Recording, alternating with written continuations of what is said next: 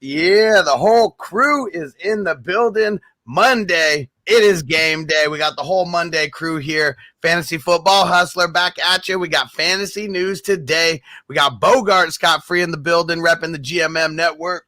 Give me money.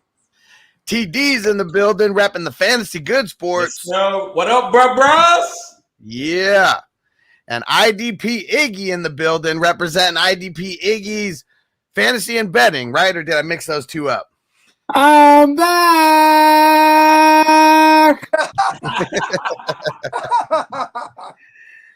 Yeah. Oh, that was What's up, everybody? Good. Who's up in here? Second Take Extra. Yeah. Second Take Extra in the building. Antonio in the building. JC Money Design in the building. Rhino in the building. Who else we got in here? Big Frank in the building. What up? Zeb in the building. Uzi in the building. Said, bruh, TD. Yes, sir. Yes, sir. And then right off the bat, Uzi started off your boy AJ Dillon breakout season. So we're going to toss it up to TD on this first. But for those who don't know, Aaron Jones suffered a mild MCL sprain. The timetable, he's expected to be out 1 to 2 weeks. We'll see what happens with it, but it's going to be A.J. Dillon, at least for the next week or two, getting the whole load. TD, go ahead and take those victory laps, because I know you've been on, and not about the injury, but just because you've been boasting A.J. Dillon being a guy who's going to have his own standalone value, even in addition to Aaron Jones. Yeah. Yeah, so I just think A.J. Dillon is an exceptional talent. And I know it was sooner or later. Aaron Jones is great. You know, he's a great back. He's great at pass scale. He's explosive. He can take a 60-yard run. But can you give him 35, 40 carries in the snow? This is Lambeau. So this is what's changed. Even with AJ, even with Aaron Jones coming back, reason why I'm buying, I'm spending everything I got for A.J. Dillon is because this team is going to be unbeatable, because that green zone efficiency is going to be outstanding. Every time they get to the 10-yard line, A.J. Dillon is going to get it in. And I probably would say, 9 times out of 10, 90%, because you got Devontae Adams on the outside. You got Aaron Rodgers. So I think he takes this team to a whole nother level. And even say Aaron Jones comes back. Now Aaron Jones is getting all the PPR points between the 20s. But he's no longer going to be force-fed in the green zone. That's A.J. Dillon's job. And just to caveat a little bit before I hand it on to the other guys, I don't think Aaron Rodgers is leaving now. Yes, over A.J. Dillon. I don't think he's going to leave, because it's going to make Aaron, all he got to do is just say, here you go, A.J. Dillon. Here you go, A.J. Dillon. Bam. Okay, I only had to throw it, 15 times a game? So this is the scheme. This is what they did with Jimmy when Fleur was there. He did the same thing. Like this is the way they did it with Jimmy, where you're not asking him to throw it 30 times a game. So A.J. Dillon is just coming into that role. I think he's going to have a lot of green zone touches, no matter if Aaron Jones comes back or not, which he is coming back. So I just think it's going to be very efficient, and I want all parts of this offense. And Iggy, you're a resident Packers, guy here. Let's get your thoughts, and we're going to let Bogard bring it on home. Yeah, first off, great win by my beloved Green Bay Packers, baby, in Lambeau in the snow. That's what you want. That's football 101 right there. So I just want to say, yeah, A.J. Dillon, he's coming on at the exact same time. Guess what next week is? Thanksgiving. Guess what happens when Thanksgiving football starts getting here? It gets cold. It gets nasty. You get a lot of injuries. You need that running back like A.J. Dillon that gets you yards, positive yards. Go watch the game tape. He gets positive yards on every carry. And you can look in that fourth quarter, that Seattle Seahawks defense was gas. Bobby Wagner went to go hit him. Boop! Got stood right up. We're talking Bobby Wagner, linebacker extraordinaire. He got stood up by A.J. Dillon and had to have reinforcements come to just bring down A.J. Dillon, because they were on that side of the ball so much. And I just want to backdoor it with what TD said. I don't think Aaron Rodgers is going anywhere. I may just be the fan in me. But A, that running back room is solidified. And B, that defense is a top 5 defense. He'd be foolish to kind of go anywhere else and expect a good defense to be able to help him in these bad games where he doesn't get a touchdown. The game script's much different. As somebody that's had Aaron Rodgers as a keeper for fantasy for 5 years, this year the game script's different. It's control the ball, let the defense work. Let's get Aaron Jones and A.J. Dillon out there and do some work. We're going to complete some passes to Devontae, maybe a bomb to MVS. That's the script.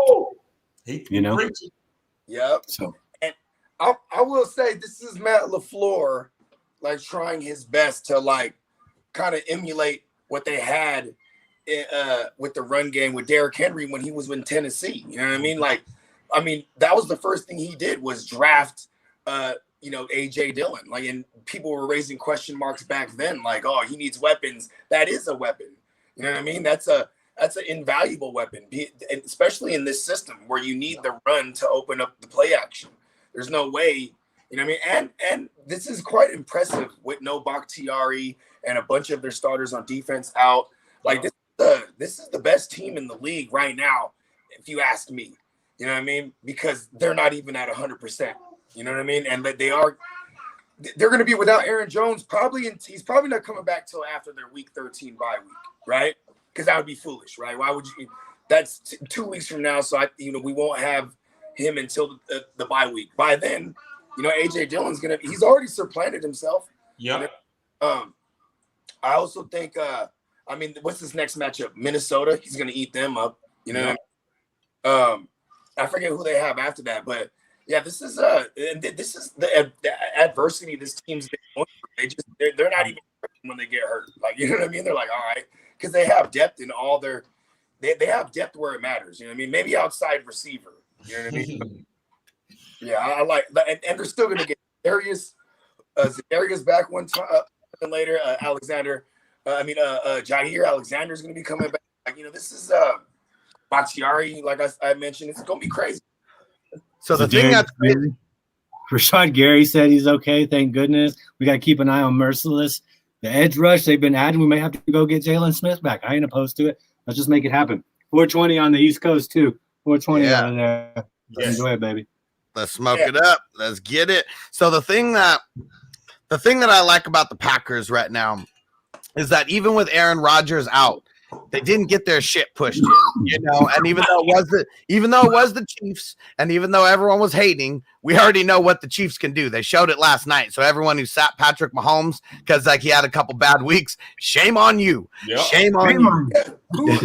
That was insane, the amount of like Patrick Mahomes or player X start sit questions. Like, it was like, plus it was the Raiders. And just to go back to what you said, Huss, man, that was impressive because without Aaron Rodgers, that defense held him to under 17 points. I think it was 14 that they had, right? It was like 14-7 or something like that. You know what I mean? So and you know what's crazy is Kevin King, man. Like Kevin King just keeps moving up in my respect level because now he's actually like securing these picks, man. Because he was just like always like right there, to make a play, and he's doing his thing because he's always been the guy that defense that quarterbacks would pick on. You know what I mean? Just to caveat real quick before you go again, Hustler. So I know y'all might not agree with this, but I believe A.J. Dillon is the number one influential person on this Packers team going forward. And you let me know if I'm wrong, Iggy, because I know you're a Packers fan. But with A.J. Dillon, that's why they beat Kansas City. You 3rd and 2s and 3rd and 3s is gonna be it's gonna be clockwork. It's gonna be easy, and that's gonna put them above the chains. You got Aaron Rodgers. That's how they the chains. It's dangerous. Yeah.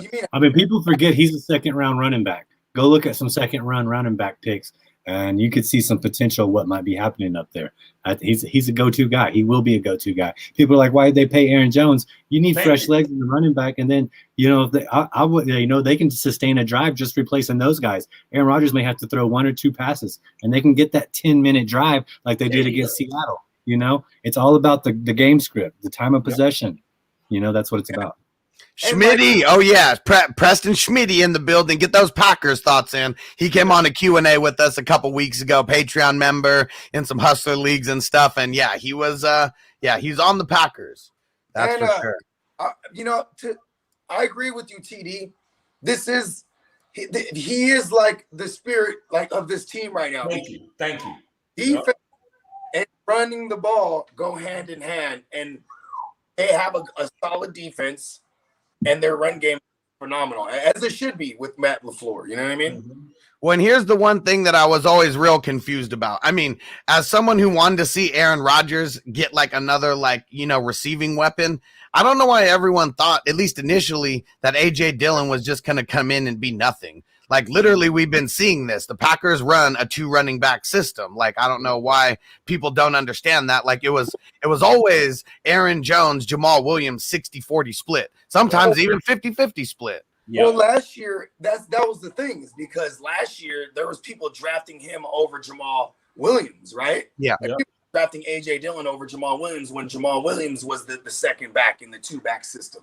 That's that damn rookie hype. That's one thing that this next offseason, I'm going to remind people, because there's a whole bunch of dynasty fucking hype that we need to, literally flip the switch and remember the dynasty hype doesn't always carry over into year one and redraft. Let's talk about guys who drafted Trey Sermon, over I don't know, Michael Carter, other guys who had a better chance to be the running back, one on their squads.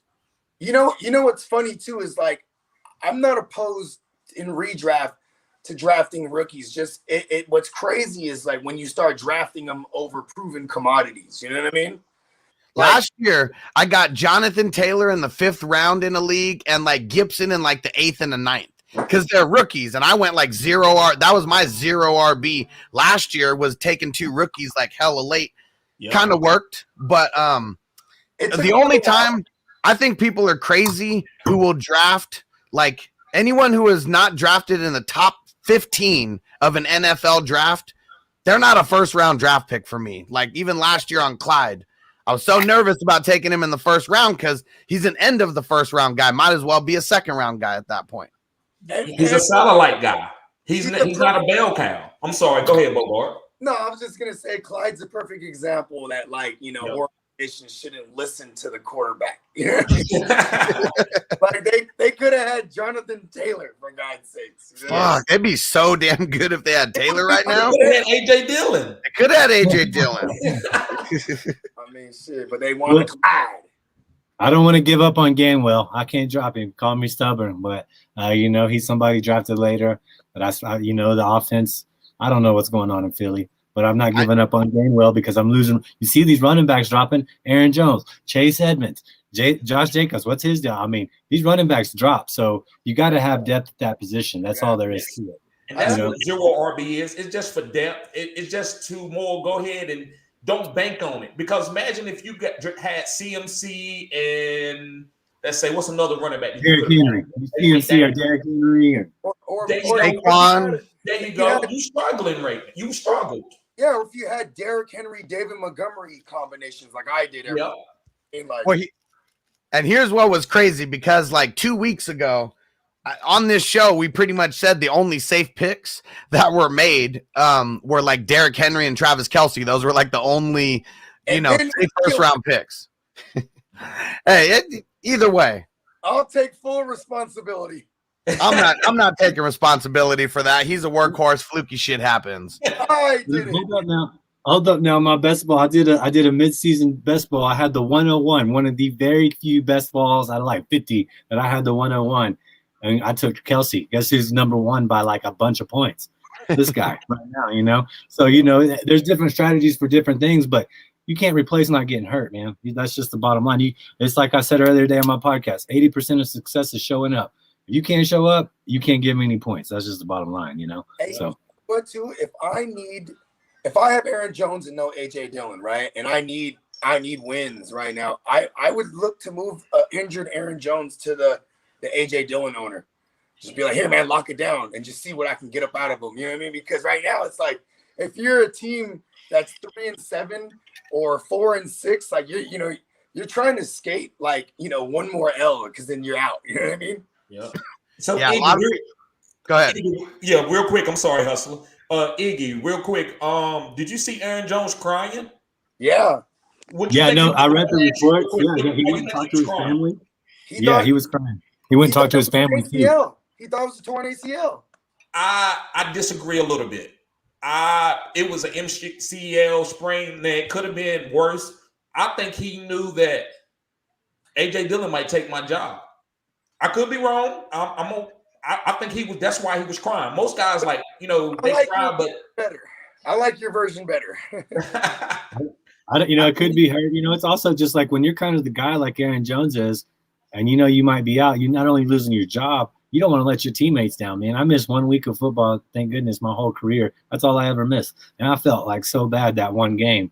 I rushed back from an injury because I wanted to be back out there.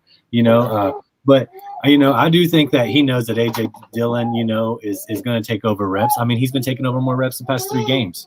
So we've all been watching football for a long time. We could go all the way back to like 2007 when it was Chester Taylor who was the starting running back for the Minnesota Vikings. He gets hurt in week 1. AP comes in week 2, and Chester Taylor, like, that was the end of his, maybe not the end of his career. I'm sure he played a little bit more after that, but that was the end of him being a starting running back. That was definitely the end.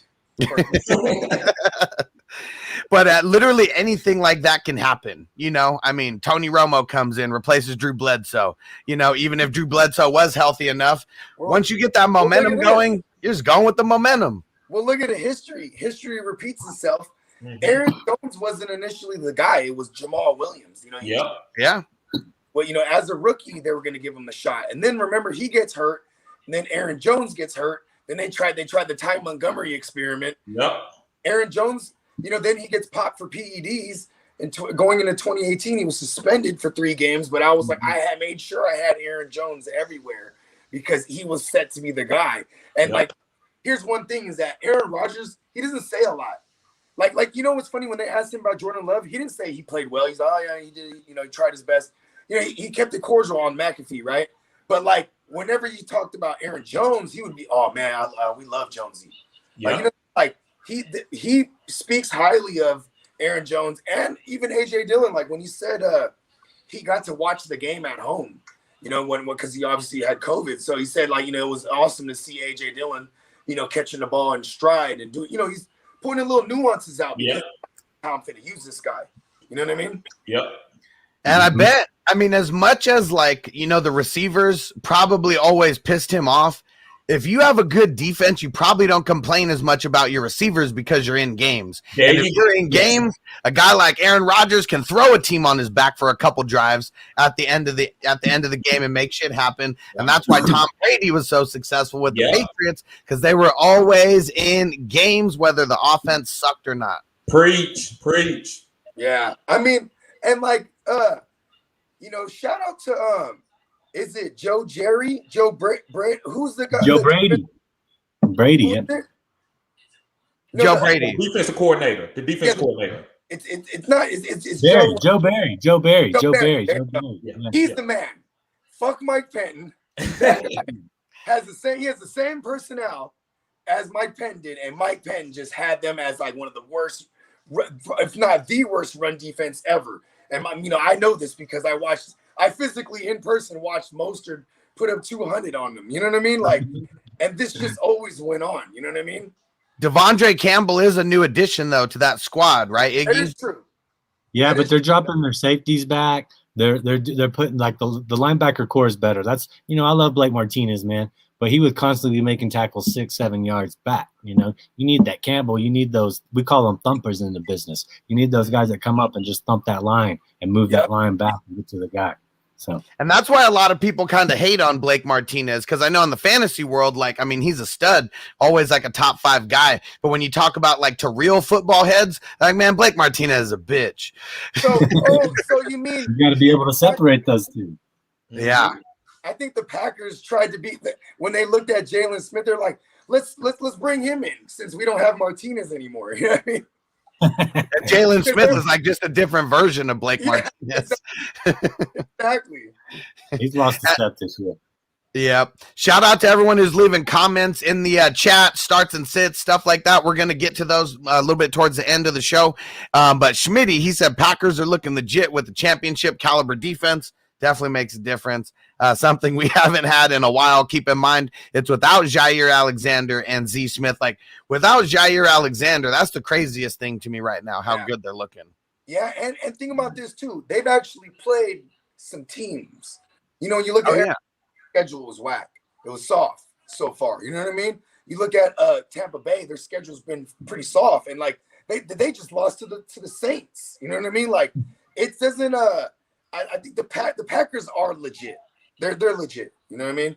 I mean, they're not. No offense to the Cowboys, but like the Cowboys dropping something like, you know, to the Broncos the way they did. That's like, you know, it kind of puts them on like, you know, they haven't been there yet. You know what I mean? Aaron Rodgers and them, 2 years in a row they almost got to the pinnacle. Like I think, you know, third might be a charm here. My Cowboys are good. The defense, I love our defense this year. I talked about that all year. A lot of people say your defense suck. I said, wait till we go to the 4-3. But guess what? And I'm gonna say this, and I'm a Cowboy fan. We don't want none of AJ Dillon. We don't want that. I'm telling you. That's why I'm saying he's the heartbeat of this team. Guys, like Aaron Rodgers being led with a run game. Ooh. And this is pretty crazy. Look at what Schmitty said. Went up against Murray, Mahomes, and Wilson in back-to-back weeks, only gave up 34 points. Like, yeah, that's saying something right there. Yeah, and like, listen, we don't need to pay attention to the asterisks like, oh, like Murray was hurt or Wilson, you know, fucked up, or Mahomes is just off this year. Fuck all that. You look at it on paper, that's phenomenal. Yeah, when someone goes back and looks at it next year, they're not going to think about all the little bullshit. Everyone gets hurt in football. There's just different levels to it. That could be destiny. 100%. It's destiny that they ran into these teams at a good time. You know what I mean? Because no one wants to go in the Lambeau when the snow is falling into the frozen tundra in January. You know what I mean? Yeah. Tampa Bay got so lucky that the weather was good and that Matt LaFleur gave Tom Brady to begin the game. Gave him the ball. Like they deferred it. Yeah. That's cool to defer it. I get why you defer. You don't defer it against Tom Brady in a championship game. You get the lead and you cram it down his throat, you know? Mm-hmm. And that's why they got AJ Dillon. Yeah, and you don't get the field goal. You go for it on fourth. Yeah. And King Yada, there we go. So he's my man Stadavelli. He's in some Hustler Leagues with us. He said, shout out to our man Steven, Titans for life, for the AJ Dillon trade just 9 days ago. Hey, Steven, hey, I'm not gonna lie. I traded away AJ Dillon. I drafted him, but I got Chase Edmonds out of the deal. I got Rondell Moore out of the deal, and I had to do it. You know, I just needed somebody, and I dished off Sam Darnold and Robbie Anderson with that too, right after the 3-0 start. So it's still one of the best trades of my life. There we go. All right, let's switch it up. Let's get to some other topics here. Some are going to be more fun than others to talk about. So let's talk about another fun one right now. DK Metcalf yesterday getting kicked out of the game for fighting with two players at the same time. And then he's on the sideline and tries to sneak back into the game, but then gets caught by one of the coaches and they keep him on the side. They don't let him get in. So they said that they're going to be evaluating that for a fine. I think a lot of people are thinking he's going to get suspended, but some league sources came in and they already said he's probably not getting suspended, but likely a fine. When you get booted out of the game, that serves as a suspension, basically. You know what I mean? So the fine is going to be hefty for sure. And like, he's already a guy that like, he, you know, for someone that comes from the Seattle organization, he's very outspoken. Like, you know, this is like the same thing with, when he spoke on Shannon Sharp. Remember that? Yeah. Like, look, kid, man, you haven't even got your first big contract yet. I just keep my head down and work hard. TG, what do you think about that? How wild is he trying to get back into the game? Like someone's not going to know that it's his big ass that's going back into the game. Well, I didn't, because when they read it out, they didn't give him the personal foul. They didn't say personal foul on number 14. So they said one. They first said one on double, both guys. So I was like, okay. I was like, go back in. Because listen, guys, I lost $500 yesterday off of one. I needed DK to get one more catch. So I'm praying. So I see him come back out there. I'm like, oh my God, I got this. And then they were like, no, man, you got to go back. We called 2 personal fouls on you. You gone. And I was like, damn. So I felt DK trying to come back in, but it is what it is. DK was mad. He was mad at Russell, so he took it out on the Packers. I get it. Yeah. I didn't understand it either at first. I guess the 2 personal fouls, you don't get ejected from the game, but you can't come back in the game, you know? And yeah, he tried to sneak in. It's like when my friend, he was an offensive lineman in college, big dude, man. We went, you know, long story short, he had to go hide. And when we all went and hide, we went to go look. Like he was standing behind a telephone pole. I was like, bro, we can see you. We can see you right there. That was your spot. I was like, you got lucky as a motherfucker. That's crazy. You know, that's the guy that That's the guy that never wins in hide and seek. You know what I mean? No, you know what's funny is that Seattle. Y'all remember in 2020 during quarantine, like off season, they were doing they were getting the team together in the hotel, and one of like the third string QB for Seattle tried to sneak in abroad. Remember that? He tried to dress her up in gear, like a jersey and a helmet, and he's trying to walk her through the lobby. You know what I mean? He got caught, and then they cut his ass. It's like, yo, you guys are not slick. You know what I mean? Cameras are everywhere, dude. Big Brother's watching you. Come on, man. And everybody's a reporter as long as they got a smartphone on them. You know what I mean? Mm-hmm. And Slim 74, same pain as you, TD, said, yeah, DK cost me $1,000. Thought his over was a lock. Yeah. You don't play the whole game. I know where he's at, bro. Let's go get our money, but he owes me too. I don't want none of that smoke. Let's pull up on him. You know what I'm saying? All right, my man Rhino says, I was wondering if y'all could talk about Darrell Williams, his role when CEH returns, since he's a much better pass catcher. I also have both. What do you think their trade value is? And so Andy Reid came out this morning and said Clyde Edwards-Helaire has a good chance to play this week. So there's a really good question right now. I think he gets demoted as like it's like a 1A, 1B. It's not just like he's the number one guy. And like, you know, even if you go back to when Clyde was healthy, we only saw 2 good games out of Clyde out of like 4 weeks before he got hurt. And let's even say 1 good game and then 1 like above average game. There you go. And no, it was 2 good. Oh, it was just the one good game then. Okay, but either way, one where it was really, really balling. The other one was just like he was like a higher end RB2. Double barrel Darrell's still getting in there, vulturing touchdowns before. You know what I mean? So there's that. You know what I mean? So, guys, I don't mean to be disingenuous, but if Pat Mahomes playing the way he's supposed to play, who gives a damn who's the running back? Yeah. It doesn't really matter. Whoever's slotted in there, you just play him if you need a flex guy.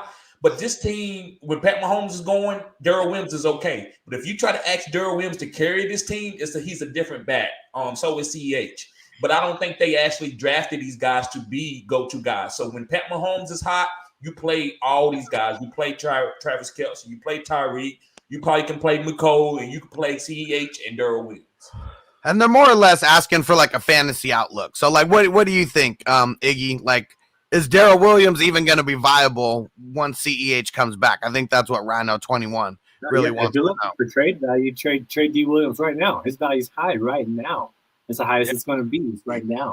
But me personally, I wouldn't trade him. I've never been a CEH guy. It's different to be a stud running back on a great football team on a big national program, and then go and kind of even be a good running back on a good team in the NFL. That doesn't sometimes translate. I do think D. Williams has solidified himself as at least a 2-minute guy, and that's the guy I want, especially in a PPR format. I want the guy that Mahomes is going to be dumping off to, because the truth is, I still don't believe in that Chiefs defense. I think the Raiders, they're doing what they always do: start off hot and then just let it all just go to just all like bad as you can get it at the end. I think Williams has value. I would try to dish off both of them, depending on what's out there, and come up on something else as well. Yeah, Bogard, real quick. You tell me. This is not what you think.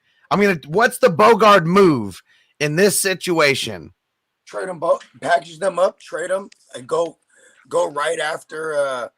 Maybe I would, me. I go for the gusto. I go right after CMC because he kind of got banged up. Maybe the might be a little wary about that, or maybe I go for a Najee. You know what I mean? I start at the top first. You know what I mean? Like, but also it's not like you're gonna get Najee or these guys just for those 2. It just helps if you have both of them. You know what I mean? Then I'll package. I'll do the 3-for-1. You know what I mean? Like you know me. I'm always trying to get top heavy. You know what I mean? Any way possible. And they're a team that's always going to throw the ball more than they run the ball. And when you're not throwing it to Clyde, it makes no sense to be that running back. You know what I mean? Like it just doesn't make sense in fantasy. Like and obviously 2-minute guy is double barrel Darrell, and he's a better pass pro, so that's not going to go away. Yep, and Slim74 right there said, "See, good looking on the super chat, bro. Smoking it up for you." He said, "CEH is a starter, better RB, not even close."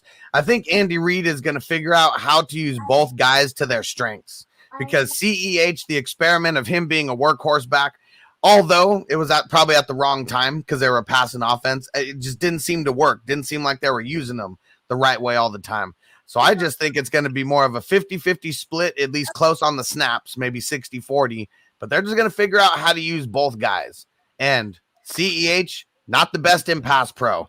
That's why they don't like him. At least that's what I feel why they don't like him, because he's not giving, Mahomes the extra seconds that he needs to on some of these premier pass rushers out there. It's because he's a wee little man. Yeah. That makes a difference. He's like 5'8". And like up, 200 pounds. You know what I mean? I mean, that's still like a big dude, but for football purposes, you got a DN coming at you. You know what I'm saying? And Tino agrees it's going to be a split. Yeah, I think I don't even think it's going to be a debate on if it's a split. Really, just how much is the split going to be? Who gets those goal line touches? Things like that. That's going to make one of these guys more valuable. And what I was saying, Hustle, I don't think they probably don't even really get the goal line touches. If Pat Mahomes on fire, you remember what they did last year? Throw a little gadget plays to Travis Kelce, little gadget plays to Tyreek, and people like, give it to Clyde.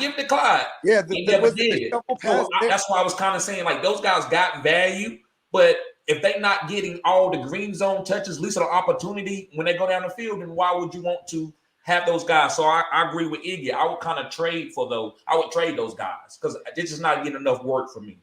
Here's one thing that I did notice. When they were getting down in the red zone with Clyde and they weren't giving it to him, it made it very easy for the defense to just drop everybody back in coverage. Double teamed Kelce, double teamed Tyreek, and they're just, they're not even rushing extra people because they don't have to. They already know it's going to be a pass. And I think that just they're daring him to do the shovel pass on. They're like, do that shit. Yeah.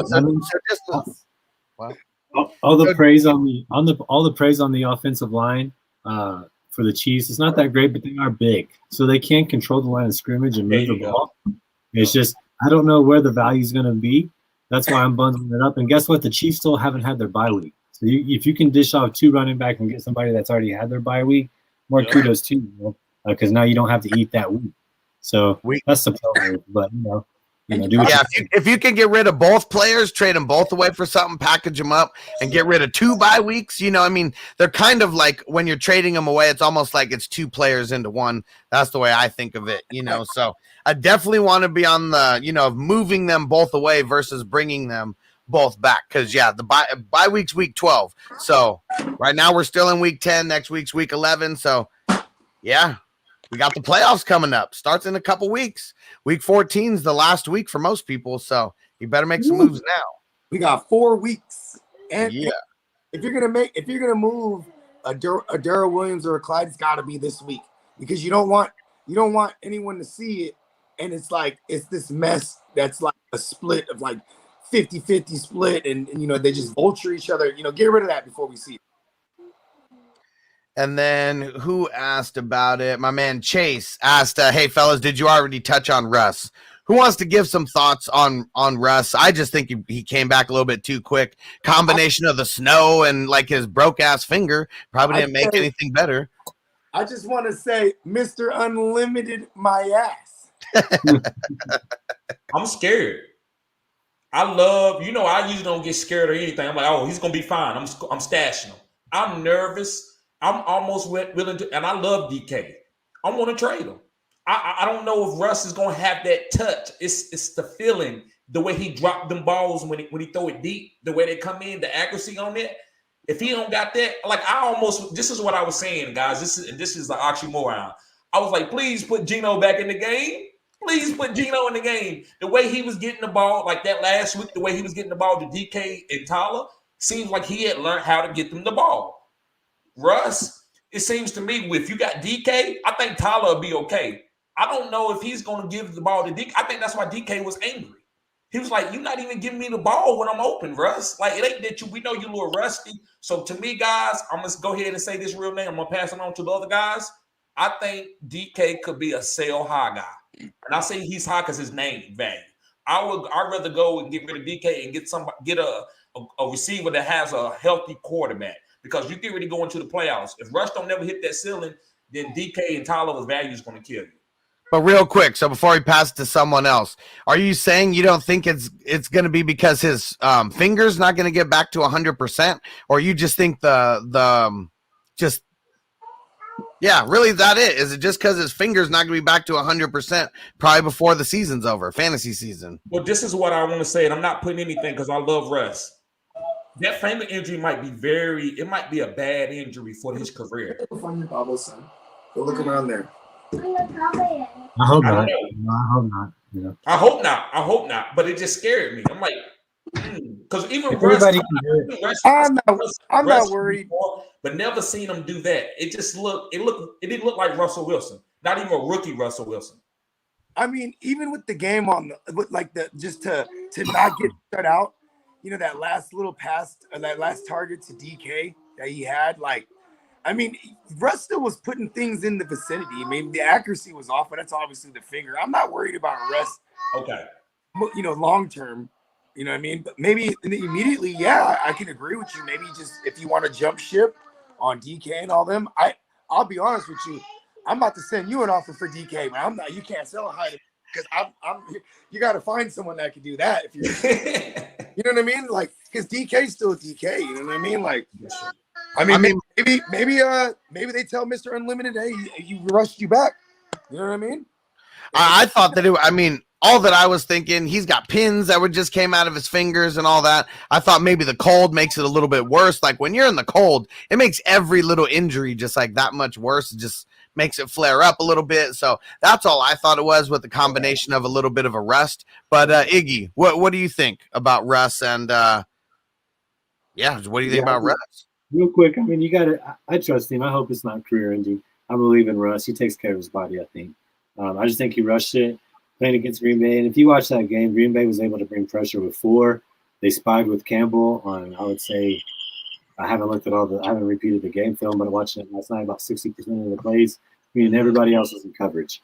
So Russ didn't have time. They were able to get to him. He rushed it back. It was cold. I just think it was a bad week. But the Seahawks also, they're 3-6 now. So who knows, man? I hope he's all right. I think he's all right. You're starting the rest of the season. It's probably because if you draft him, he's probably your QB1, right? So I'd say you got to start him. I think in redraft, I get what you're saying, TD. We only got a couple weeks left before the playoffs, get here. If he is your QB1 and he's not back to right by like next week, and that affects DK, that affects Lockett, that is a reason why to potentially get rid of him, especially if you're in some win some right now, predicament. So I understand what you're saying about that, TD. The season is almost over as long as we think. Even though we think we got a long time. Yeah, and it kind of goes to like the Achilles. Everybody, I'm pretty sure we like Greek mythology. What killed Achilles? That's my son's name, by the way. But what killed Achilles? Nice. It wasn't nobody hit him with a boulder over the head. It was his kill, something simple. Yeah.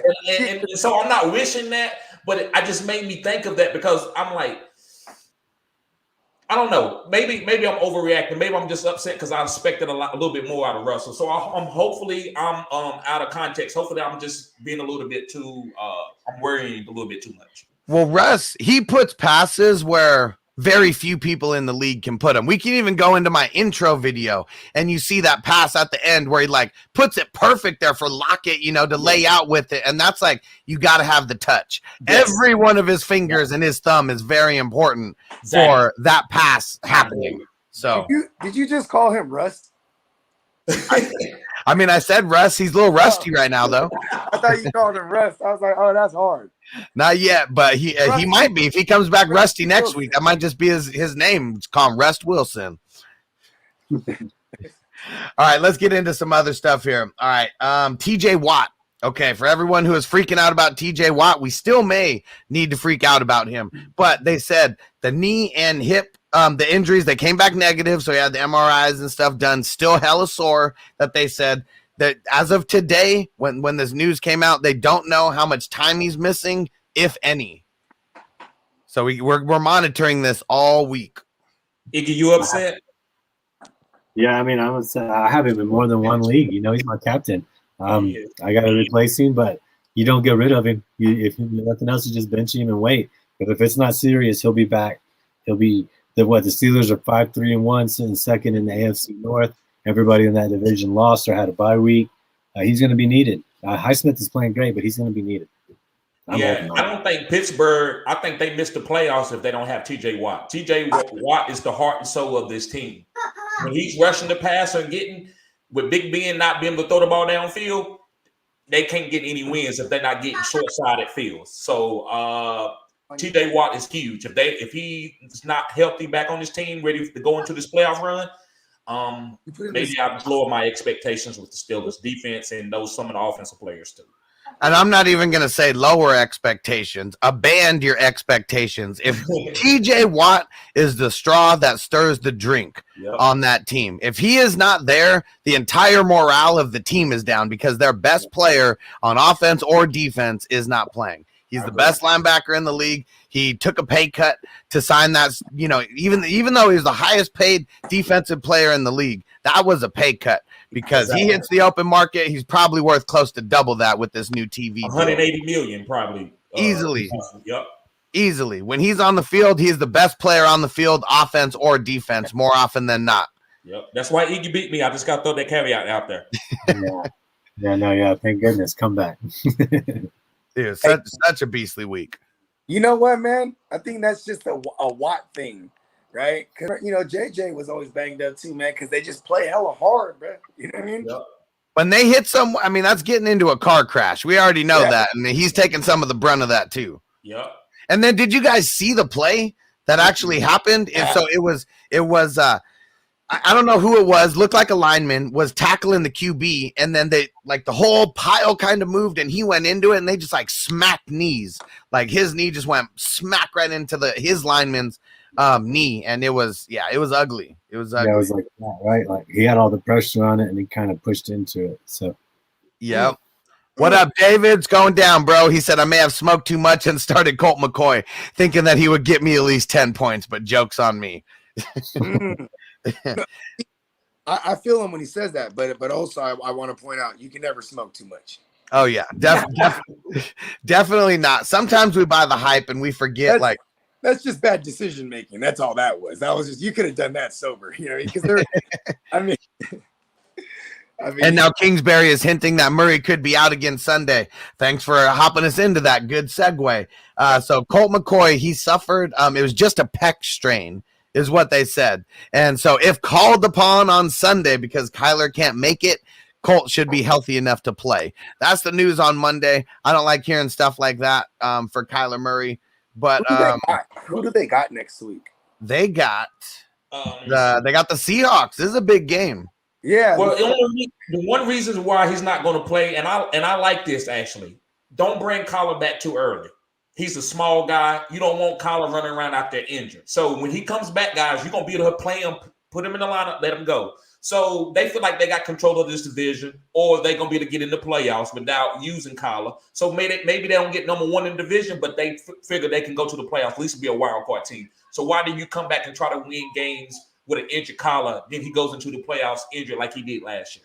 So for fantasy purposes, I think it helps everybody out.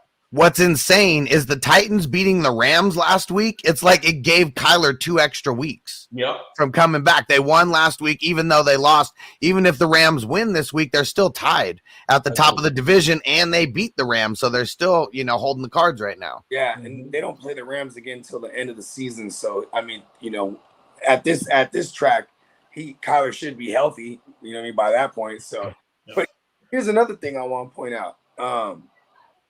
Who the fuck is that other guy, man? The guy that came in.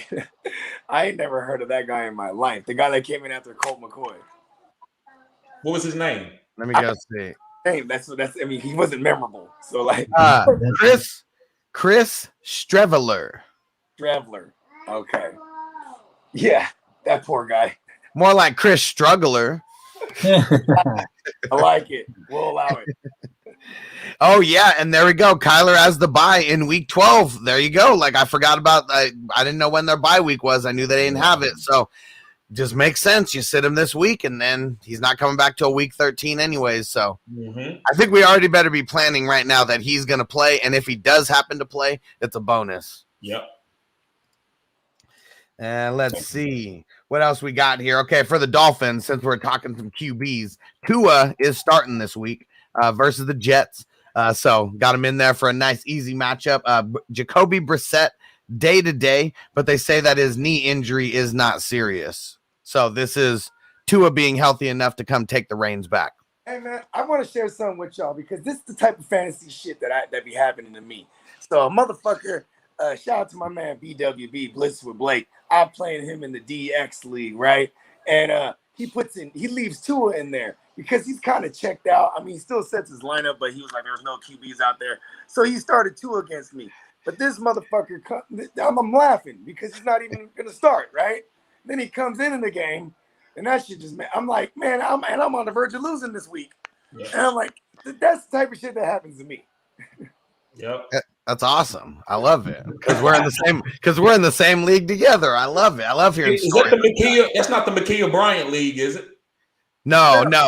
This is the D-Generation X league. It's a 14-team league. It was all comprised of like people who were tapping in to the Q&As and the mock drafts that me and Bogey were doing. Okay. And so 14 savages are in this league. And I'm taking a loss this week. That's why I'm okay with Bogard taking a loss if he somehow does. But you're not going to. You're not going. I got a lead right now, but I got my man Leonard Floyd, right? And then, but he has like Ayuk and Nick Bosa, and I think he has someone else too. I'm like, he might come walking that thing down, man. Yeah. The only one you got to worry. Well, yeah, Nick Bosa and Brandon Ayuk. Yeah. Oh, okay. Yeah, you got this one in the bag. He started someone who didn't play. You got lucky there. He started KJ Osborne, who got a 0. Yeah, man. If Leonard Floyd doesn't do anything for you, and Ayuk and Nick Bosa have the games of their career, we could be witnessing a Monday Night Miracle. Listen, Ayuk going off. In my $500 league, I looked at my opponents. I'm like, this motherfucker has Jacoby. He had Jacoby Myers. My baloney has the first name, bro. And I was like, the first thing I thought, I was like, this motherfucker's gonna score his first touchdown on me, isn't he? And he did it. I'm telling you, bro. Like, this shit always happens to me. I fucking love it. I think I'm like a glutton for this shit because you can't control it. So right now the score is 179 to 145. Okay. So this would literally need to be a Monday Night Miracle amongst miracles, because even if Leonard Floyd only puts up 5, I mean, that's still putting him really, really far out of contention, even though IDP does go crazy. So if Nick Bosa has a TJ Watt game and Brandon Ayuk has a touchdown and, 60, 70 yards. So you mean Nick Bosa might get hurt? Is that what you're saying? Man, you better not wish that upon your Niners. That's bad karma. Listen, man, I don't wish nothing upon no one. I'm just saying, is that what you said? So I'm going to be watching in on that. Yeah, because if Bogard wins, he's jumping. Let me see. I think he's jumping me in the standings. Because I was number 1 in this league. Oh, no. I'm behind you right now. No, I'm behind you because I have way more points against than you. Go figure. And we have like the exact same amount of points for. See, while you religiously have the most points scored against, I just get all the funny, fluky shit that like awesome shit for other people happens against me. You know what I mean? Only one other person, Taco. He had the bad luck here. Taco's the only one in this league who has more points against than me. So I managed to scrape this together and get to 4th place at 6-3. I think after going like 1-2 or maybe even 0-3. Yeah, I know you went on a run. Put that on your back, bro. They gun for you. That's how it is. People put out that week. There we go. I'm up 6 points in my league of record. He's got Fred Warner. I got the Rams. You guys know how I score defense. So as long as San Francisco doesn't put up a bunch of points, should be good. Bogart, like, what do you feel? How are you feeling about this game? We need to talk about this game a little more. Obviously, Woods being out, like I don't really feel like it would be that much of a hit because Jefferson's been coming on so much. And then I think for what it's worth, OBJ is a wild card here. Like, we don't know what to expect with them and OBJ. You know what I mean? So, and it could just be one or two big plays, and then we make the adjustment or something, right? I mean, but we're so bad. We're so bad this year. You know what I mean? And we do play the Rams. Jimmy, for what it's worth, in his career, plays the Rams really well. Mm-hmm. And we actually swept the Rams last year, and Jimmy was healthy both those games. You know what's so crazy? Like, it's how much karma is a bitch. Remember when they got that turnover and they're celebrating in the end zone during the Super Bowl? And it's like, literally ever since then, they've never gone back up. It's only gone down. The only time it goes back up is when the season starts and everyone's healthy, and then immediately goes back down. And, like, I think the morale, I think everybody there is making business decisions. Like, they, you know, like, I think Kittle's really authentic to who he is. But everybody else is like, I just think they're all making business decisions. You know what I mean? Ayuk is obviously playing his ass off because he's been in the doghouse all year. You know what I mean? So I think for his sake, you know what I mean? Like, and not to be a new Dante Pettis, you know, he's really playing his ass off. Debo, he got hurt. He's always going to play hurt. You know what I mean? But this is a powerhouse coming in here, coming off a disappointing loss to the Titans. You know what I mean? Like, the Rams are going to come in here and kick our ass. Like, that's another thing too, is that we were always playing well against the Jared Goff Rams. This Matthew Stafford Rams is a different beast. You know what I mean? Tino agrees with you. He said the Rams are about to light the 49ers up, plus the 49ers don't win home games. 49ers going to win. I'm putting my money on the 49ers tonight. I think they win this game. And shout out to my man Tino. That's my guy in real life. He a Cowboy too, TD. Okay. Yeah. Yeah. Dude, So fuck him, father. I'm playing him. I just thought of that. I'm playing him. He's whooping my ass too. And before I let you chime in, Iggy, so they said Von Miller, there's some optimism that he might be able to play tonight. Still questionable with that ankle injury, but they're already throwing it out there that it might be a possibility that he gets out there. He has a tackle prop. I think it's 3.5, 2.5. But I just want to say, yeah, I think just from a betting line, I got Henderson anytime touchdown, Rams plus 3.5.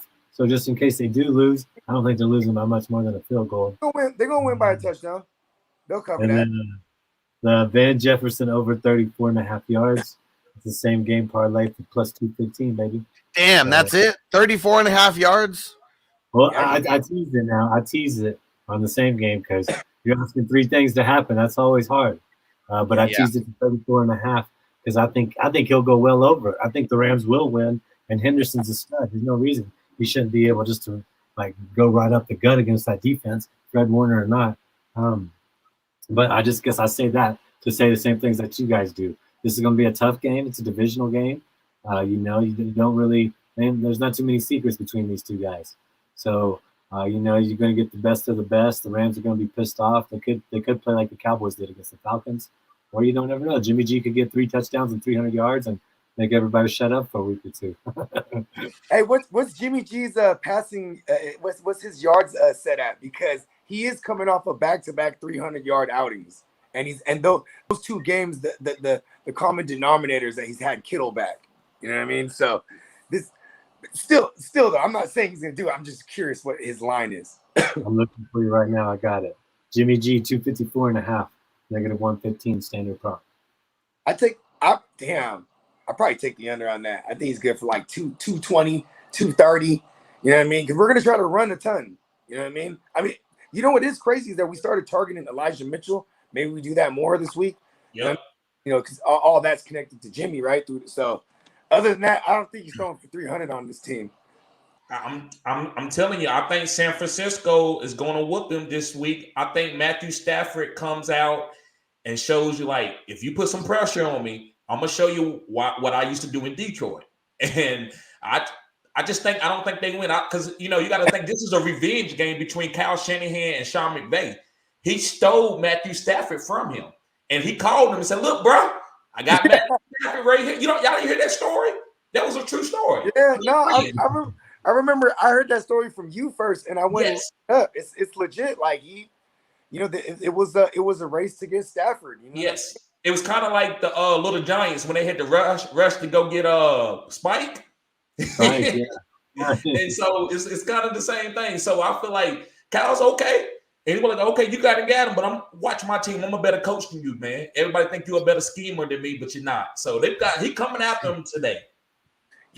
Here's what I'll say, guys. I think, just in a nutshell, Sean McVay is a better coach because when he came in as a rookie head coach, he brought in Wade Phillips, someone who was a former head coach, someone very seasoned, and that handled the defense while he could learn this thing. You know what I mean? That was fucking smart. Shanahan, on the other hand, has always been arrogant, and I'm a Sagittarius like him, so that's just how we are. We're in our ways, and you know what else is bad is that we make the same. We're habitual mistake makers, like the same mistakes, and I've seen him throw away 2 Super Bowls, so now that's habitual to me. You know what I mean? And like he has a losing record as a head coach. It's just all like Shanahan is more legendary in lore than he is like as a head coach.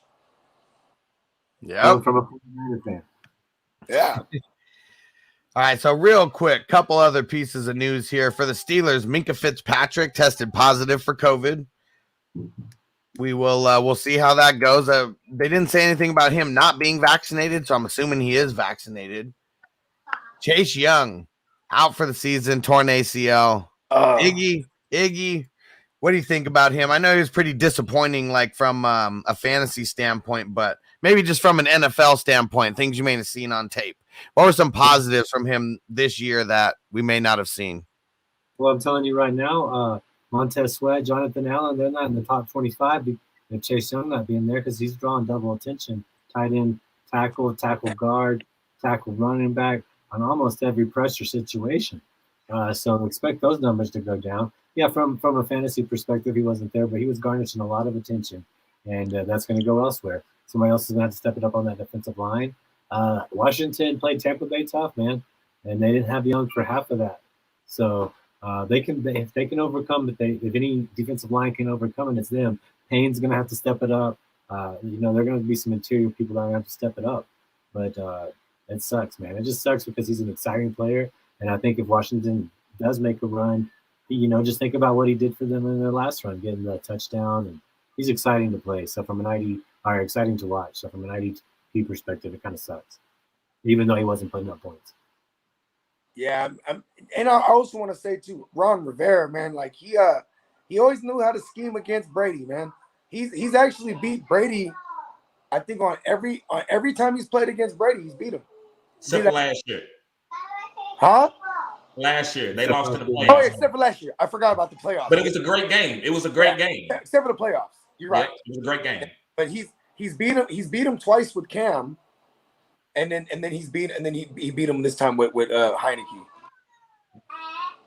Ron Rivera, really good defensive minded coach. Sucks that their guys keep going down.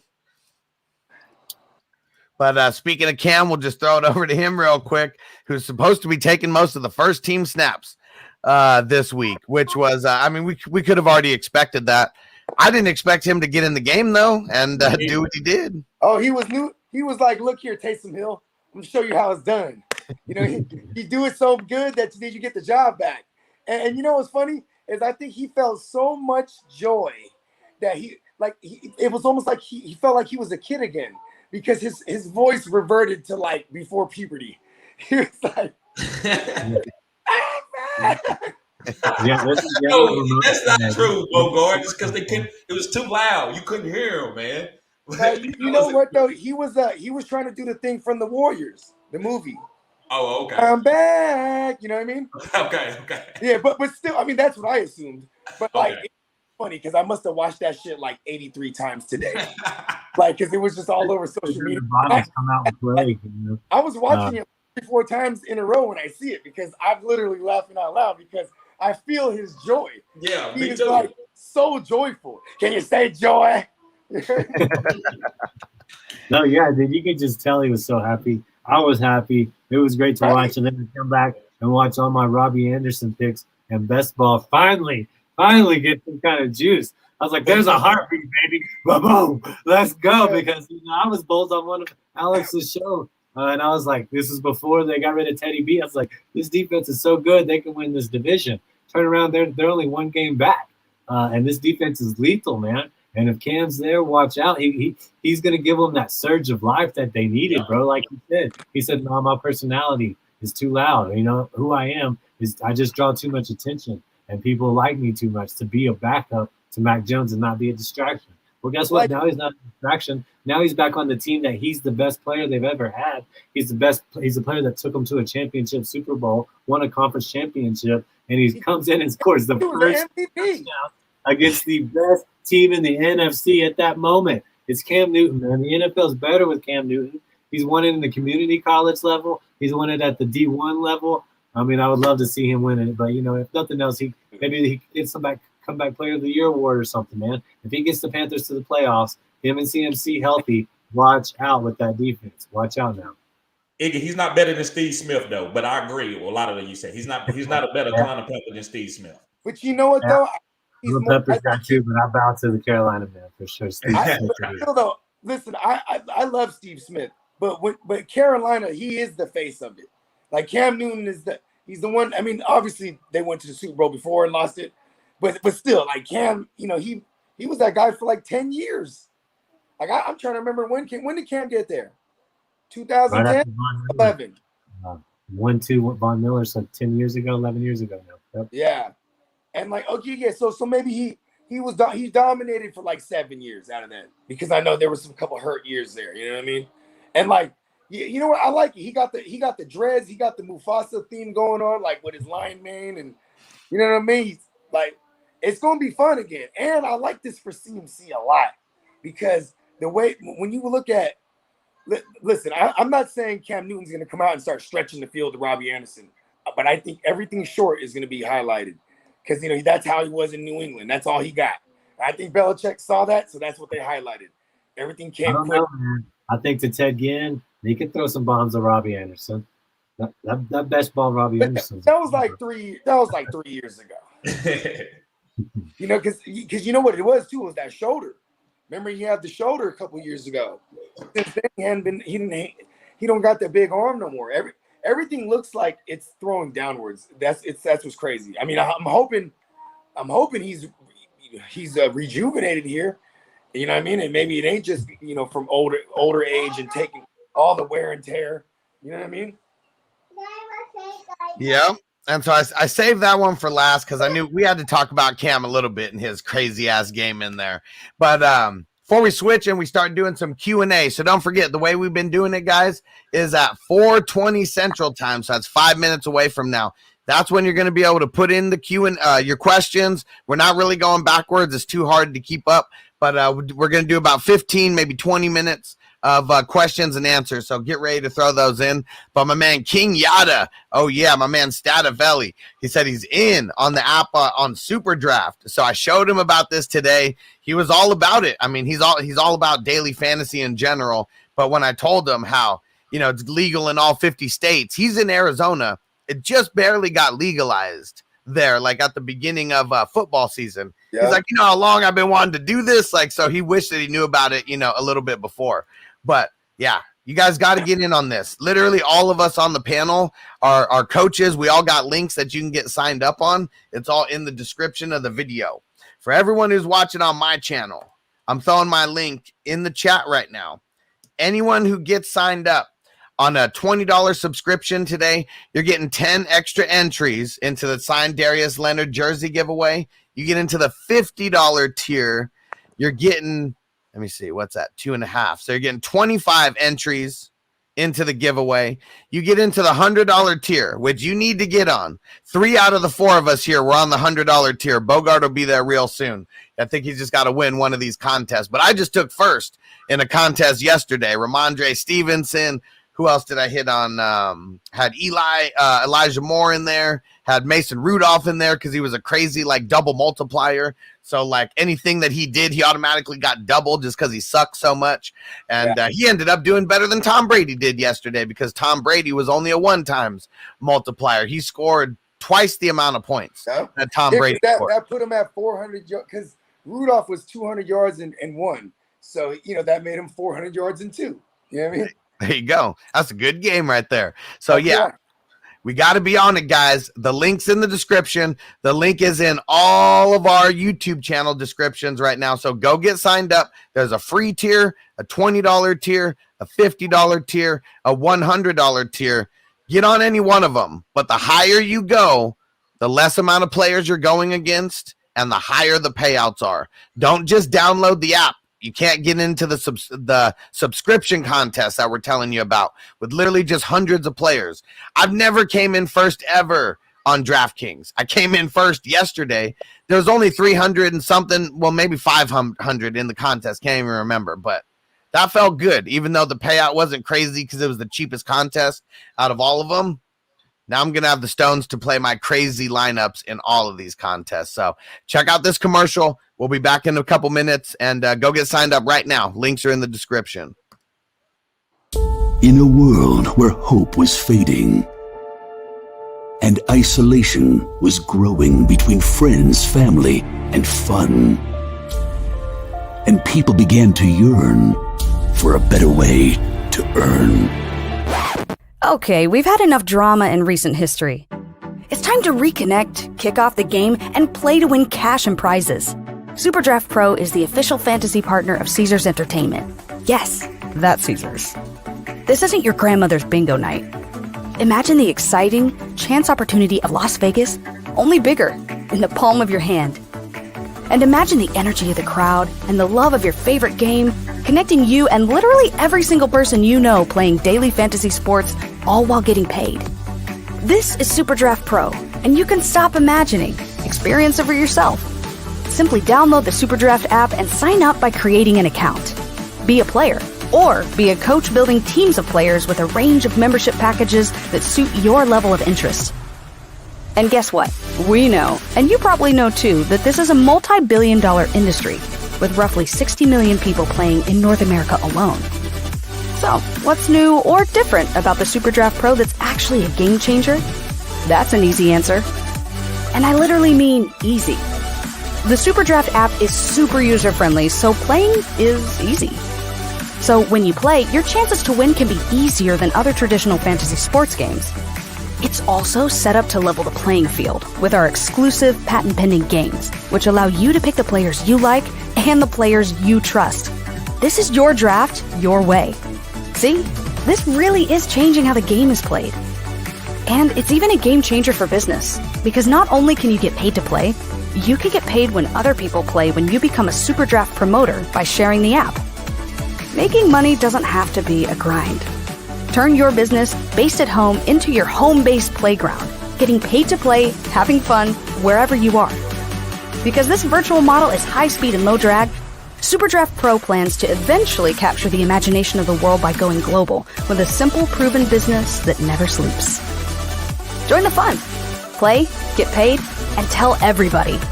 Download the SuperDraft and Sportsbook app today. Available on iOS and Android. SuperDraft Pro, rated F, UN. Okay, that's enough. You're done. All right. And TD, you were killing the game during college football, man. I mean, I just remember like opening them the app, seeing you right on top. So, I mean, what do you like about this so far? I mean, you've only been on it for what? Like, well, you played in the cash games, but what do you think about the subscriptions since you started playing? I like it. I actually can gauge my money. I don't have to keep adding money for each cash game. So all I got to do is keep submitting my lineups and building my my money. And that way, at the end of the month, I can take off and see if I match my subscription price, which I'm on the $100 tier. And it's easier that way. And you also, if you're a big gambler, you can always go to the cash games. But I think I like it where I'm getting the free games.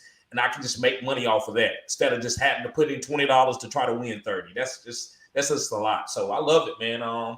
You have an opportunity. There's only 300 people in your contest in the $100 tier, so you have a chance to come in first. So yeah, on college, I had a really good lineup, or early lineup, and I got hunted down. But I feel good about the guys that I picked because I don't watch college football. So I still had a shot. It's nice to see your name number one. That means a lot right there. I'm pretty sure these guys will say the same thing. But yeah, as I'm gonna keep getting better. I'm actually gonna start watching and researching college football a little bit more now. And guys, make sure you sign up. This is Cutting Edge. This is Google when everybody was talking about, hey, you want to invest in Google? You remember when it was like $10 a share? This is also Apple. Remember when Apple first started? This is the opportunity to get in on Super Draft Pro and become a coach and be able to build you something where you can be invested in, and you don't know what kind of residual is going to bring in 10 years or 5 years or 3 years. Yeah. I know it's going to be a lot. I'll tell you that much. No, exactly. Iggy, what do you think so far? I mean, I know you're real big in the betting world. I know you do a lot of DFS in different areas. What do you think about the app so far? No, yeah, I do both as well, man. And like I said, I've gotten some people signed up that are really happy that they lived in some states where they couldn't bet in, and they're enjoying it. I just like it because the contests are smaller. Like right now, we've been talking. I've been looking. I did my free one. I took that same lineup, put it in a contest that right now only has 221 people. First place wins a G. So you got to be confident in yourself. That's betting 101. But I found it to be very pleasurable. Like I told my wife, I was like, we're going to get on the monthly plan. We're going to win, and if we win, we'll carry that over to this. For me, the sports, the money one, because it's a transition. As soon as I win, boom, that money goes into that. You can withdraw it, but for me, I just like, well, now I got some money to play with over here. Take some of it, keep it, play with some little bit more of it. I think it works really well for me. It's funny too because I haven't upgraded yet from the $20 joint. Because I'm using my card that I pay all the bills with, right? So and sometimes it's a debit card, but I have to dump in hella cash. I'm still a cash having motherfucker 9 times out of 10. So I tell my girl, I'm like, this is gonna be like a bill every week, every month. You know what I mean? It's just, and we've been saving because we got free insurance for the kids now. So I'm like, hell yeah, I'm gonna spend $100 a month on this. You know what I mean? It's just. Yeah, and also, I'm big into the NBA. Like I said, you can see the fantasy championship right here, 3 years running. And I bet on the NBA too. I got 2 free NBA ones tonight. I got 2 free NFL ones tonight. I mean, unless you're, how much more do you need? I mean, if you can't hit on 2, what makes you think you can hit on 100? So just focus it. And I'm only competing. We're all competing against people that only have 100. The only people that are in these contests are the ones that paid in the same tier as us. You know what I'm saying? So. Yeah. Get in here with us, win with us. Let's have fun, man. If we're all winning, we're all eating. What's there to complain about? And one thing that I'll tell you, I know a lot of people on this app right now are not sharks. They just happen to hear about this from someone else. They may be into sports. They might not even be into fantasy like that. They're just into sports. It's all gamblers, degenerates, bro. Because it's like when you tell someone you can get, X amount of contests for $100 in a month, they go, what? You know what I mean? Gets them every time. You know what I mean? Yeah. Oh yeah. And so throwing $100 down, I've already made $140 in the 2 weeks that I've been playing. So you're only really spending money if you're not filling out all your lineups and winning. Because we got invited to a free World Series of Poker daily fantasy. I don't know any of these motherfuckers. I just picked guys who had profile pictures. That was the only way that I picked. I won $1 from it. I mean, that's better than nothing. It was just for fun. I literally don't even know who I picked. It out. Was that only for the $100 tier? Because I saw no, that one was for everybody. Just a free one. Done that. So they're building up the World Series of Poker daily fantasy. I mean, obviously poker is getting a lot bigger, but they're going to have it to where at some time for some big World Series of Poker event, they're going to have this big paid event where people pay in. And then if you actually come in first, you get a seat at a World Series of Poker event. Dude, getting a seat is expensive as fuck in itself. Cause some people, they got to win several satellite tournaments just to get into the big tournament. You know what I mean? Oh yeah, because you already know they're talking big time money when it's one of those. It ain't no $1,000 entry. Hey, I ain't gonna lie. Being able to do daily DFS with World Series of Poker, that's so degenerate as fuck. I'm mad I didn't fill that out. Super degenerate. It was literally shooting fish in a barrel. Like I said, I literally picked based on guys having profile pictures. That's it. Because more than half of them didn't even have pictures. So I was like, these guys must be scrubs. They don't even have a picture, on here. They must not be that legit. Maybe they're just in the tournament. So funny though, man. That was awesome. Won $1 off of that. Just purely guessing. And and not only are we all members, guys, we're all winners too. We've all won on bigger. You just heard Alex say he's winning. TD, you can go look at his stuff. He's got proof right there for everybody winning first on some big pots. And I've won some too. So it's all fun. And if you like winning, you get addicted to winning. Like Vince said right here, winning isn't a sometime thing; it's an all the time thing, baby. We gotta get in that winning mindset. And I know one thing that we're going to start doing here real soon. We just got to figure out a day and time that works for everyone. We're going to be getting all of us coaches together, guys who are kind of building teams and squads. And, we're going to come on here, tell you guys about some players that we're putting in lineups, like things like that, broadcasted on all of our YouTube channels. So everyone's like involved in all this. But we're going to be building a real dope community around this as well. People playing daily fantasy. You can actually get in a daily fantasy league with TD, get in daily fantasy or contest, not league, with me, with Iggy, with Bogard. And we're going to do some like real special stuff where like you got to be signed up for a subscription, but you're going to be able to get into a contest where we give away a signed jersey or something. Maybe we have like 60 or 70 people, in the contest, type thing. Yep. Nice. We're going to do some fun stuff. And what up, David? He said, didn't the Packers get crushed by the Saints? Wilson was rusty. When did the Packers get crushed by the Saints? Did they? Week 1, right? Oh, yeah. Yeah, week 1. Yep. So long ago, I couldn't even remember. They weren't ready. Yeah. They weren't ready. Sir Bongslaw said, got both Fant and Higbee on a bye in week 11. Who would you drop for a pickup? Probably, I don't know.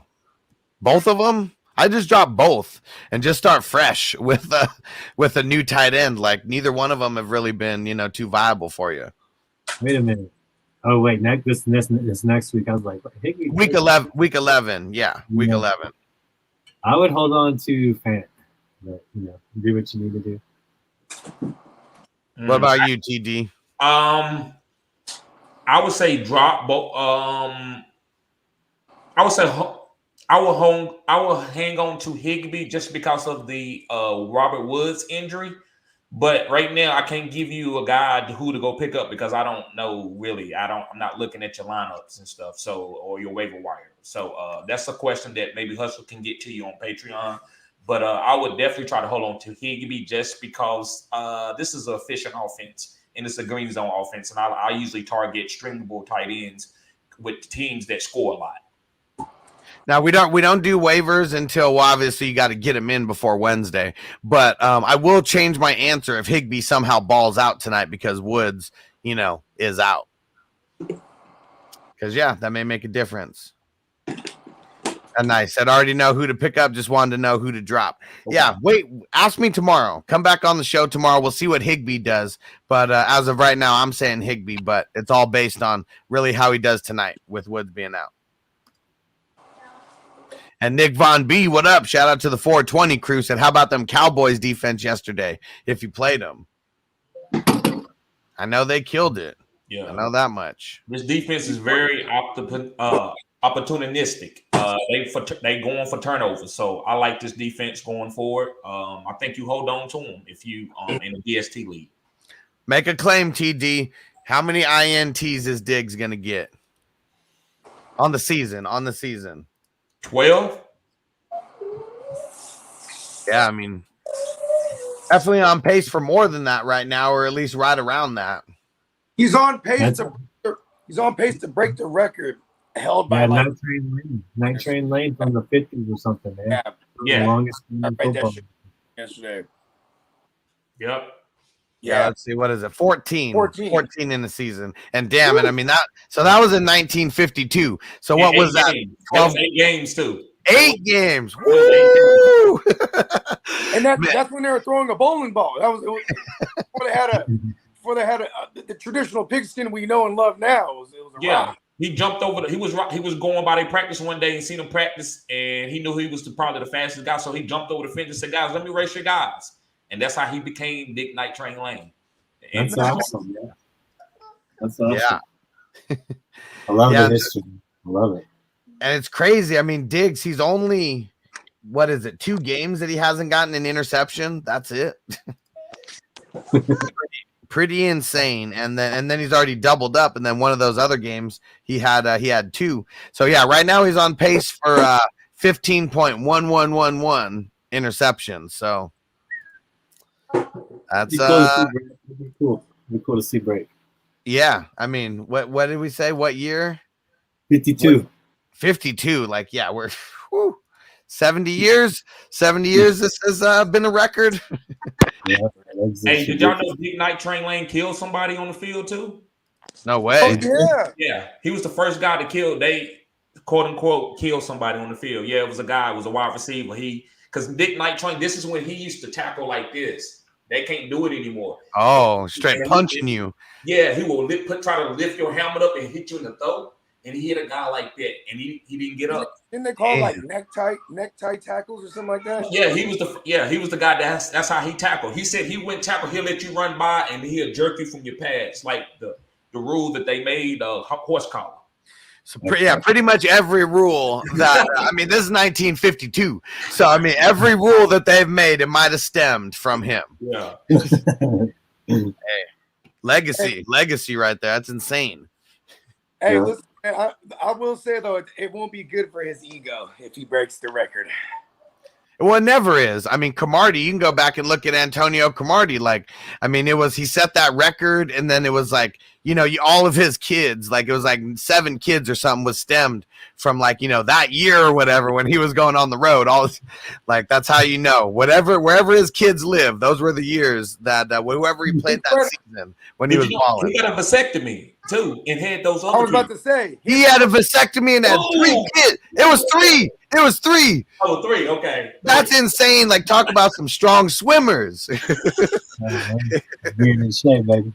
His swimmers took it to the house, you would say. Yeah. What is it? Was 109 yards every time. That's what his swimmers were taking it back to the house. There we go. And let's see. Tino said 22 interceptions, but he gives up 30 TDs. Spoken like a true cowboy. All right. Second Take Extra says score prediction on tonight's game. Who wants to kick it off? I'll go. Let's see. 24-17. 24-17 San Francisco? Yes. So, yeah, the line's 50. So they're saying there's going to be points. I'm going to say 27-21 Rams. I'm going to piggyback you on that one. Because I like – but here's the thing, though, is what is it? It's only -3? Yeah, well, actually, I just put Robbie Gold in for our captain in our super. Okay, so you're trying to speak it. So let me change that real quick. I'm going to change it to 27-30 or no 26-27 Rams. There we go. I like the Rams to cover, so and I think they smack us up. We're like 30-17. Here's what's crazy is if you put Robbie Gold in as your champion, it's champion is what it is. I mean, hey, we're gonna we don't have millions of people watching. If a couple people tie us because we tell them about it, I'm okay for it. Get on that subscription. We're literally telling you how to win, okay? And but you put Robbie Gold in as your champion. He's a 4 times. That means 1 extra point that he kicks, you get 4 points. He kicks a 20-yard field goal. That's 12 points on that. Okay. If he kicks a 50-yard field goal and he clocks 20 points for that 50-yard field goal, I'm definitely going to be smoking fat as soon as that happens. And it's Robbie Gold. He's golden. You feel me? He's gold. Let's go. And see it. It's a divisional round, Iggy. You don't think that this is a low-scoring game? It's 2 divisional teams, and they don't have Robert Woods. You think they just don't need Robert Woods? I just told you 1 field goal, he gets 12 points. 1 extra point, he gets 4 points. I mean, it is low scoring. I think it's low scoring. I do. Yeah, that's what I'm saying. I'm going with you, Hustler. I'm saying the field goal kickers are in play. I feel like it's big time in play, both of them. Yeah, so I'm gonna go ahead. I'm putting the field goal kickers in one lineup, both of them. I just feel like that's gonna be a game script. I'm doing it in all of them too. I'm doing it in all of them because like a guy like Matt Gay, if we're talking about just regular fantasy football, he's getting like 10 points a game. Exactly. He's a 3-time multiplier in this one, like 3.3. So that means if he just gets his 10 points, he's giving me 33 points for those 10 points. He doesn't have to do a lot.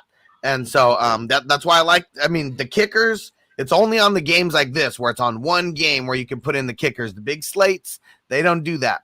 But it's definitely a little bit of a cheat code. Sometimes it hurts if you play both kickers and one of them does good, the other one doesn't do shit. Sometimes that hurts. But I think both of these guys can throw down some good points. Yeah, well, if I don't play Jason Sanders. Don't play Jason Sanders because he's not kicking. And wait, and it's not captain, it's champion. Champion, Antonio. Champion. No, it's not, because we got to fuck DraftKings. I haven't been able to play on DraftKings in like 4 years. So it's not even because I'm on this and not on that. Like, my account got locked on DraftKings. Support wouldn't do shit for me. They wouldn't unlock it or anything. They just never got back to me. I started a new account, and then they locked both of my accounts. So I couldn't even fucking play. So that's why I've been looking for something like this, because I literally haven't been able to play. I don't really like FanDuel. I don't know. I just never really do good on them. And but yeah, so that's why I'm like, fuck DraftKings and fuck their captains. Exactly. We'll do the champions. Champion. Championes. Tab, what up? Tab 06. Will Ramondre Stevenson take over the lead back role, or Damian Harris still the guy? Harris is going to still be the guy, but we know that they like Ramondre, and anybody can get injured on any given day, and they deploy multiple backs. Pass back, whoever it is, it's good to go. They get points. Yeah, and that's the thing about Stevenson. He gets catches also, so it's not like he's a one-trick pony. Bolden, he's pretty much only getting catches. Dame Harris, he's usually only getting rushes, not really getting catches. So he's the only one who's like a multifaceted back. And we already know Bill Belichick, if you do 2 or 3 things, he likes you a lot more than the dude that does one thing. Exactly. But you know what? He does love you. He loves you when you play special teams. And that's one thing Stevenson won't ever be. He's not a special teams guy. If you play in an IDP league, Brandon Bolden's an extra cheat code, getting those couple extra tackles, things like that. You got to love it. But for you guys who play in team defense leagues, you're not getting any of that love. And whoever the Facebook user is, shout out to you, said taking a shit at the gas station and tuning in. That's some dedication right there. Yeah. Hey, listen, make sure you put that plastic, the paper thing. Because, man, in the gas station joints be, that's just a risk I can never take. You know what I mean? I might be like squatting on that thing if I had to. Like, I'm like, they got hepatitis A through Z and like 18, 19, and 20 in those motherfuckers. Yeah, someone needs to create something that you could just take into any gas station, like set it up on the ground to where it just like holds you like on top of the toilet somehow. I don't know how that would work, but that'd be crazy. Ha. And Austin, he said, Fantasy Good got that soothing voice. Yeah, I just need women to feel the same way. Come on, man. I thought you gonna get Key Sweat for me, hustler. I'll get one. Which one do you want? That's we'll get a nice drop for you. I think I want the one with him and the girl. Twisted. No, not Twisted. What's the one with him and the girl? Nobody. Yeah, how it goes. Or Make It Last Forever. He has a bunch of duets. You know that Make It Last Forever. Nobody. That's nice. I think it's Nobody. Nobody. That's definitely baby. That's the slap right there. Hey, kid, look. See why I got hella kids? Because of Key Sweat, bro. Yeah, I'm gonna be. I might change my name to the Fantasy Key Sweat. So. And there you go. Wins. That'd be dope. Just make your own version to that. Who's got better isms than TD? Nobody. And then... Oh, buddy. That'll be fire. All right, let's see. One more question, then we're getting up out of here. And Rob said down 9.6, got Kupp and Kittle. He's got Debo and Higbee. Think it will happen? Yeah. I don't think Higbee's going to do shit. I mean, I know that because of Robert Woods not being out, he may do something, but I think Kupp and Kittle are going to overpower 10 points over Debo and Higbee. Hey, you know what's funny is I got out of 21 leagues, I got one share of Higbee, and like when he finally did something last week, I was like, see.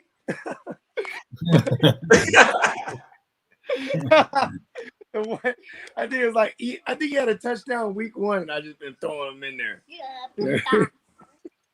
I haven't gave up. Like you said, those early. I think he's good, man. He has Kittle and Cup. Those are 2 focal points on their offenses. So he's never gonna not have a guy producing for him. You know what I mean? Like he's gonna get a chance from jump all the way to the end of the game. You know? The only thing that I worry about is Cup. If Odell plays a lot, like he pulls a Cam Newton, then I think they'll be fine. But I think they might take Cup away. Say, listen, beat me Higbee, beat me Darrell Henderson, beat me Sony Michel.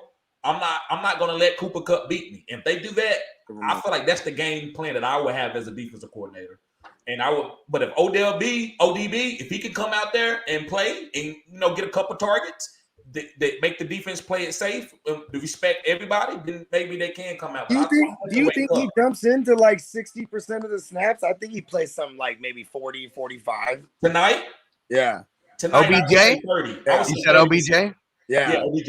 Like ODB. I think he plays like 40% of the snaps. The de facto number 2 tonight. Now, the real question is, do you think they design a couple plays for him specifically where they come out the snap knowing that the plays go to him? Well, a screen or a slant. You know what I mean? Like they could take it because they have that in their arsenal. You know what I mean? That's Sean McVay got the screen on lock. You know what I mean? What do you guys think about Van Jefferson? OBJ.